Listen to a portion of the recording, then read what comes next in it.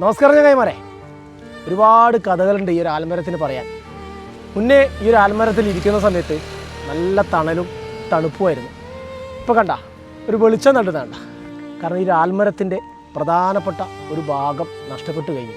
അതായത് കുറച്ച് ദിവസം മുന്നേ അതികഠിനമായ ചൂടാണ്, പിന്നെ ഇതിൻ്റെ കാലപ്പഴക്കം കൊണ്ടാവാം ഈ ഒരു ആൽമരത്തിൻ്റെ ഒരു പ്രധാന ഹൃദയഭാഗം മുറിഞ്ഞു താഴേക്ക് വീണിരിക്കുകയാണ്.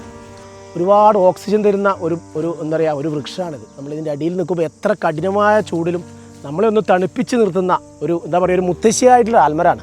നിതീഷുണ്ട് നമ്മുടെ യോഗാചാര്യം മയിലിലെ, അവനാണ് ഞാൻ രാത്രി എന്നെ വിളിച്ചു പറഞ്ഞു, നീത്തേ നമ്മുടെ ആൽമരം പോയടാ. ഞാൻ ചെന്നാണ് സംഭവം, രാത്രി വിളിച്ചു പറഞ്ഞു ആൽമരം പോയി.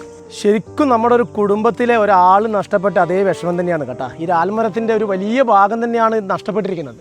ഈ ഒരു കണ്ണൂർ ജില്ലയിലെ വേളം ശ്രീ മഹാഗണപതി ക്ഷേത്രം എന്ന് പറഞ്ഞാൽ അറിയായിരിക്കും, ഭയങ്കര പ്രശസ്തമാണ്.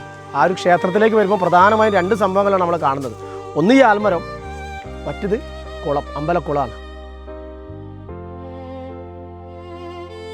ഈ ഒരു ആൽമരത്തിനെ ഒന്ന് ചേർത്ത് പിടിക്കുകയാണ്. കാരണം ഇത്രയും വർഷം നമ്മുടെ കുഞ്ഞു പ്രായം തൊട്ടേ നമുക്ക് തരുന്ന ആ ഒരു എനർജിയും സന്തോഷവും തണുപ്പും ഒക്കെ നൽകിക്കൊണ്ടിരുന്ന ഒരു ആൽമരമാണ്.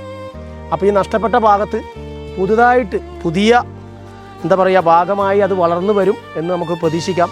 അങ്ങനെ തന്നെ സംഭവിക്കട്ടെ. ഇനിയുള്ള പുതിയ തലമുറയ്ക്ക് പുതിയ കൊമ്പ് തളിർത്തു വന്ന് അത് വലിയൊരു പടുവൃക്ഷമായിട്ട് ഒരുപാട് തലമുറകൾക്ക് തണലായി മാറട്ടെ.